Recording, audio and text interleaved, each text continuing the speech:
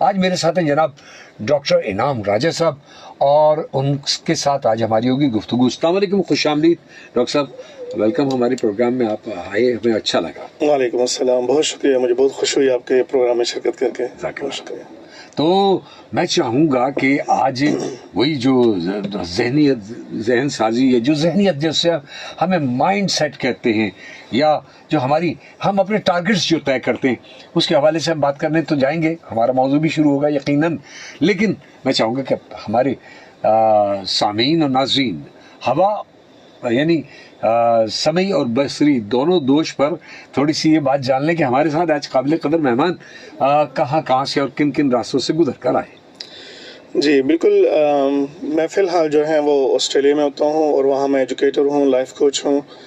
تو اور اس سے قبل جو ہے میں نے کیمسٹری میں پی ایچ ڈی کی اور میں ایک عرصہ ریسرچ میں رہا, ریسرچ لیب میں نے کام کیا.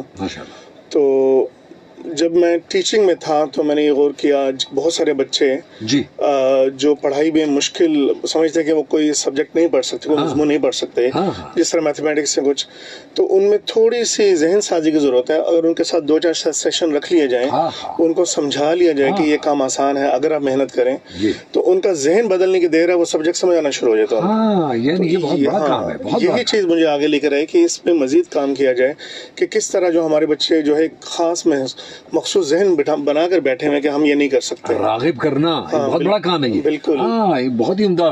یعنی آپ نے یہ فیلڈ چنی, تو یہ جو ذہن میں آپ کی بات آئی وہ صرف اس وجہ سے کہ جب تک راغب نہیں ہوگا, موٹیویٹ نہیں ہوگا, تو جیسے میرا بڑا بیٹا جو ہے پہلے میتھ کا سے بہت الرجک رہتا تھا, لیکن میری ایک دوست ہے جناب سید ریحان الحق صاحب, میتھ کے بڑے اچھے استاد ہیں. اچھا, انہوں نے اس کو اس کیفیت میں لے آئے کہ وہ 90+ میں اس کے مارکس آنا شروع ہو. وہ بچہ جو مشکل تمام پاس ہوتا تھا میتھ میں, کیونکہ اس کو وہ صحیح رہنمائی, وہی آپ کی بات میری ایک دم کلک کیا میں نے. وہ ہمارے پروگرام میں وہی ہوتا ہے کہ آپ کے تجربات, میرے مشاہدات, کچھ تھوڑی بہت ٹوٹی پھوٹی جو میری شکستہ سی معلومات ہوتی ہے, ہم ان سب کو نظر کرتے ہیں ہمارے سامعین اور ناظرین کو. تو میں چاہوں گا کہ ہم کیسے کہ جیسے ہمارے یہاں کہتے ہیں نا ایک منصوبہ بندی ہے یا یہ دیگر معاملات ہیں, جب پلاننگ ہے, تو یہ ذہن کا سازی یا اس کا جیسے کہ ٹارگٹ اچیو کرنا, تو میں چاہتا ہوں کہ اس پر آپ کا ویو آنا شروع ہو جائے. جی بالکل. ایک تو آپ نے شروع میں جو ایک کہانی سنائی بہت ہی ریلیونٹ, شیر اور ہرن کی, میرے ذہن میں بھی ایک اس طرح کی اسٹوری ہے کہ 2 دوست جو تھے وہ ایکسرسائز کرنے گئے, وہ کیمپ تھا, بہت سارے لوگ تھے ایکسرسائز. تو جب ورزش وغیرہ ختم کر کے وہ آئے تو دونوں تھکے ہوئے تھے, تو انہوں نے دیکھا کہ سامنے جو ہے وہ ڈونٹ کی لوگ دے رہے ہیں, ڈونٹ دے رہے ہیں تاکہ انرجی ملے نا. تو لائن لمبی تھی, تو ایک دوست نے کہا کہ ڈونٹ کھانے چلتے ہیں, تو دوسرے نے کہا لائن لمبی ہے. اس نے کہا نہیں ڈونٹس, یعنی ڈونٹس لینے چلتے ہیں. دوسرے نے کہا نہیں لائن لمبی ہے. تو ایک جو ہے وہ ٹارگٹ کو دیکھ رہا ہے کہ مجھے یہ لینا ہے, اور دوسرا دیکھ رہا ہے اس میں مشکلات کیا کیا ہیں. تو یہی بہت سارے ہم لوگوں کی زندگی میں, کچھ لوگ ٹارگٹ کو دیکھتے ہیں, مشکلات پر نظر نہیں رکھتے, اس پہ فوکس نہیں کرتے.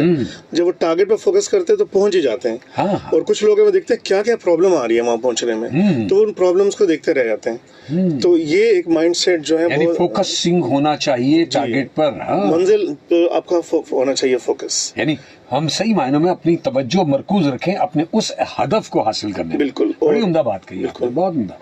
تو